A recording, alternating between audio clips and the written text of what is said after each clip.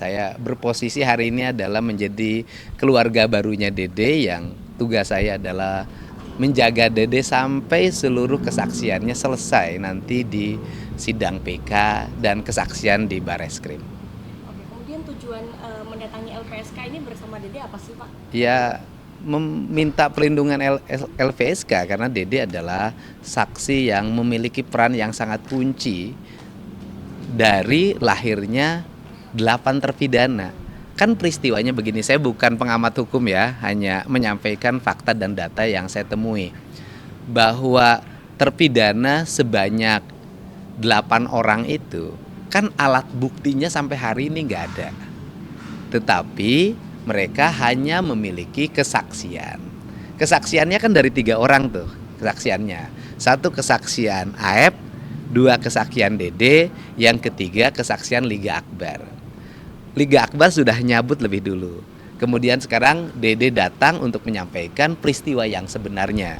Peristiwa yang sebenarnya adalah bahwa malam itu betul Dede dan Aep beli rokok ke warung Madura. Jarak dari gang tempat nongkrong anak-anak itu ke warung rokok itu kurang lebih 150 meter. Malam hari. Bahkan Dede dan Aep pun beli rokok pakai motor. Setelah itu Dedenya pulang lagi ke tempat pencucian mobil nganterin bareng dengan Aep.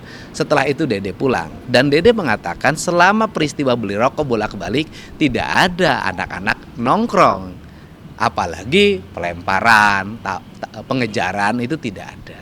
Itu berdasarkan keterangan Dede, ya. Itu kan?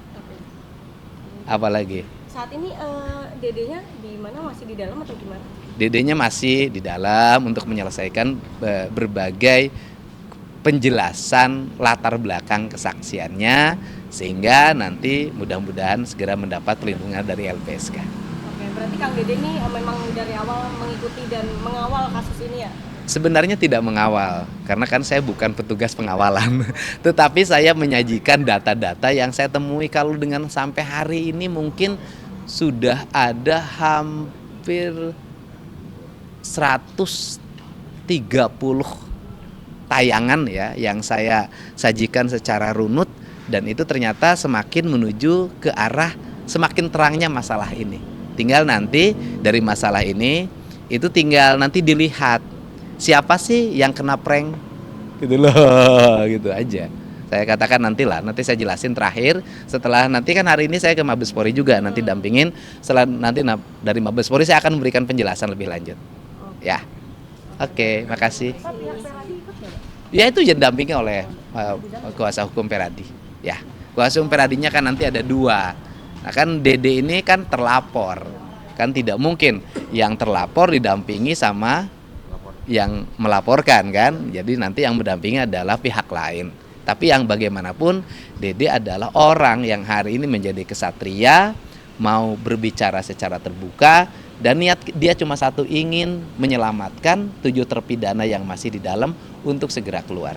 Saya berposisi hari ini adalah menjadi keluarga barunya Dede yang tugas saya adalah menjaga Dede sampai seluruh kesaksiannya selesai nanti di sidang PK dan kesaksian di Bareskrim. Oke, kemudian tujuan mendatangi LPSK ini bersama Dede apa sih, Pak? Ya, meminta perlindungan LPSK karena Dede adalah saksi yang memiliki peran yang sangat kunci dari lahirnya 8 terpidana. Kan peristiwanya begini, saya bukan pengamat hukum ya, hanya menyampaikan fakta dan data yang saya temui. Bahwa terpidana sebanyak 8 orang itu, kan alat buktinya sampai hari ini nggak ada.